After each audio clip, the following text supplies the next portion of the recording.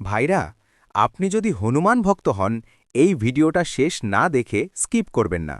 কারণ ঘরে থাকা মাত্র ৩টে জিনিস অজান্তেই হনুমানের কৃপা থেকে আপনাকে দূরে সরিয়ে দেয়। জিনিস নং ১, ভাঙা মূর্তি বা ছেঁড়া ছবি। যে কোনো দেবতার ভাঙা মূর্তি বা ছেঁড়া ছবি ঘরে রাখা শাস্ত্রমতে অশুভ, বিশেষ করে হনুমান, যিনি শক্তি আর সুরক্ষার প্রতীক। ভাঙা মানে শক্তির প্রবাহ ভেঙে যাওয়া। জিনিস নং ২, অযত্নে রাখা পূজার জিনিস। ঘরের কোণে পড়ে থাকা তুলসীমালা, ময়লা গদি, ধুলো জমা হনুমান চিত্র, এগুলো ভক্তি নয়, বরং অবহেলা বোঝায়। হনুমান ভক্তির সাথে সাথে শৃঙ্খলাও চান।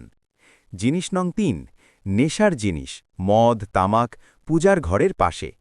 অনেকেই বলেন, আমি তো পান করি, কিন্তু ভক্তিও করি। কিন্তু শাস্ত্র বলে, পবিত্র আর অপবিত্র এক জায়গায় থাকলে পবিত্রতার শক্তি দুর্বল হয়। গুরুত্বপূর্ণ স্পষ্টীকরণ, ডিসক্লেইমার। এর মানে এই না যে হনুমান আপনাকে শাস্তি দেবেন, বরং কৃপা পাওয়ার পথটাই দুর্বল হয়ে যায়। সমাধান অংশ: আজই ঘর পরিষ্কার করুন, ভাঙা জিনিস সরান, আর হনুমানের নাম মন দিয়ে নিন। দেখবেন ধীরে ধীরে বাধা কমছে। শেষ ভাইরাল লাইন: ভক্তি শব্দে নয়, ভক্তি আচরণ।